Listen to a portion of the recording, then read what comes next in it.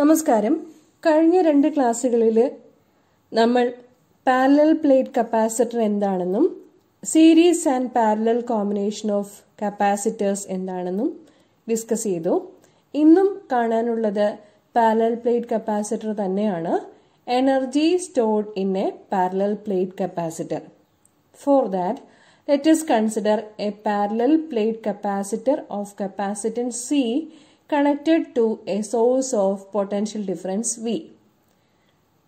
കാണിച്ചിരിക്കുന്നത് ശ്രദ്ധിക്കുക. ഒരു കപ്പാസിറ്റർ പാരലൽ പ്ലേറ്റ് കപ്പാസിറ്റർ ആണ്. അത് V പൊട്ടൻഷ്യൽ ഡിഫറൻസിലുള്ള ഒരു സെല്ലിനോട് കണക്ട് ചെയ്ത് കൊടുത്തിരിക്കുന്നു. കീ ക്ലോസ് ചെയ്യുന്നു. When the key is on, the source charges the capacitor. Cell കപ്പാസിറ്ററിനെ ചാർജ് ചെയ്ത് തുടങ്ങും. എപ്പോഴാ? സർക്യൂട്ട് കംപ്ലീറ്റ് ആവുമ്പോഴേക്കും. ടി സമയം കൊണ്ട് വി ടി പൊട്ടൻഷ്യലിലേക്കാണ് കപ്പാസിറ്റർ ചാർജ്ഡ് ആവുന്നതെന്ന് വിചാരിക്കുക. അപ്പോൾ ക്യൂ ചാർജസ് കപ്പാസിറ്ററിൽ സ്റ്റോർ ചെയ്യുന്നു എന്നും വിചാരിക്കുക. Okay, at any time T let V T be the potential and Q the charge stored in the capacitor. ഒരു അഡീഷണൽ ചാർജ് ഡി ക്യൂ കപ്പാസിറ്ററിന് കൊടുക്കണമെന്നുണ്ടെങ്കിൽ അഡീഷണൽ വർക്ക് ചെയ്യേണ്ടി വരും. ആ വർക്ക് എത്രയായിരിക്കും? We know work equal to V D Q. So D W equal to V T into D Q. But V T potential equal to Q by C. So we have the expression D W equal to Q by C into dq marked as equation number 1.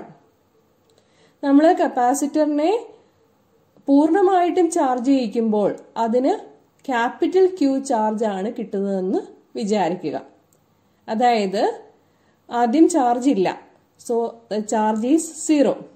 ഇനി circuit complete ആയി കഴിയുമ്പോൾ key on ആക്കി കഴിയുമ്പോഴാണ് കപ്പാസിറ്ററിന് charge കിട്ടി തുടങ്ങുന്നത്. അങ്ങനെ maximum കിട്ടുന്ന ചാർജ് ക്യാപിറ്റൽ ക്യൂ ആണെന്ന് വിചാരിക്കുക. അന്നേരമുള്ള വർക്ക് ഡൺ കാണാൻ വേണ്ടിയിട്ട് എക്സ്പ്രഷൻ 1നെ ഇന്റഗ്രേറ്റ് ചെയ്യണം. So W equal to integral D W equal to integral 0 to Q. 0 ചാർജിൽ നിന്നും ക്യാപിറ്റൽ ക്യൂ ടോട്ടൽ ചാർജിലേക്കാണ് കപ്പാസിറ്ററിനെ ചാർജ് ചെയ്യിക്കുന്നത്. Okay, so 0 to Q Q by C into D Q. 1 by C എന്നുള്ളത് കോൺസ്റ്റന്റ് ആണ്. അത് എക്സ്പ്രഷന് പുറത്തെടുക്കാം. So W equal to 1 by C into integral 0 to Q Q D Q. Integral Q D Q എത്രയാണ്? നേരത്തെ കണ്ടിട്ടുള്ളതാണ്. Integral X raise to N D X is equal to X raise to N plus 1 divided by N plus 1 ആണ്. Okay, so integral Q D Q equal to Q square divided by 2. Limits of integration apply ചെയ്യണം. എവിടം തൊട്ട് എവിടം വരെയാണ്? 0 മുതൽ capital Q വരെയാണ് നമ്മുടെ small ക്യൂവിന് ലിമിറ്റ്സ് അപ്ലൈ ചെയ്യേണ്ടത്. സോ 1 ബൈ 2c കോൺസ്റ്റന്റ് ആയതുകൊണ്ട് അത് പുറത്തെടുക്കാം.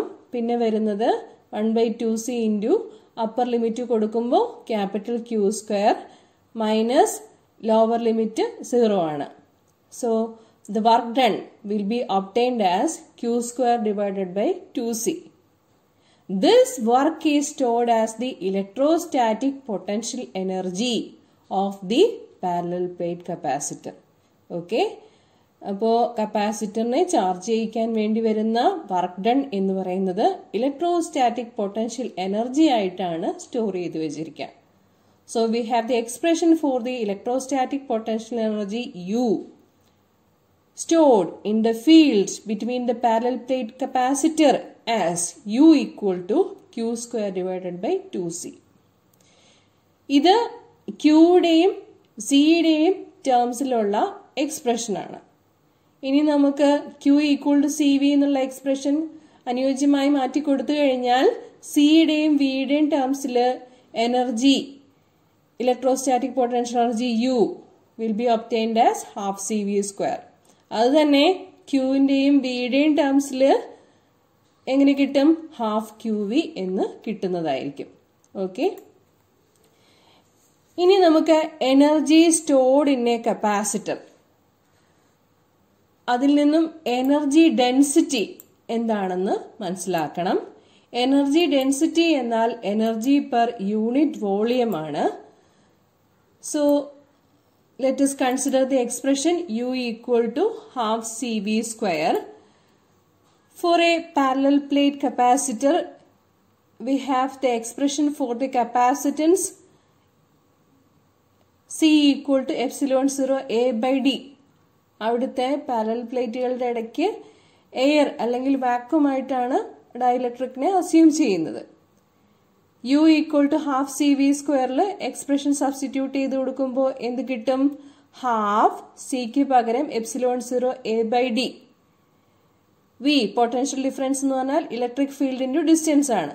സോ വി സ്ക്വയർ എന്താവും? ഇ സ്ക്വയർ ഡി സ്ക്വയർ ആകും. ഡി ഡി ക്യാൻസൽ ആയി പോയിട്ട് എനർജിയുടെ expression epsilon 0 A E square D by 2 എന്ന് കിട്ടും.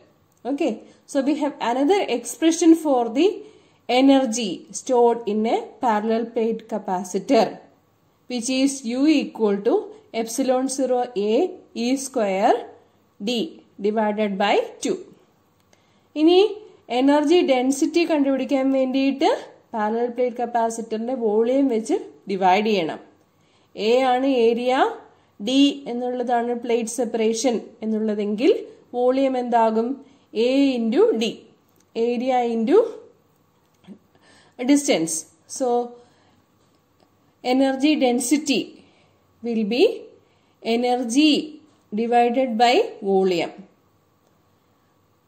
Expressions substitute ചെയ്തു കൊടുക്കുക. എയും ഡിയും ക്യാൻസൽ ആയി പോകും. So the final expression for the energy density as U equal to half epsilon 0 E square. Okay, so energy, what is the energy stored in a capacitor and the energy density of the parallel plate capacitor is discussed today. മനസ്സിലായി കാണുമെന്ന് വിചാരിക്കുന്നു. Thank you.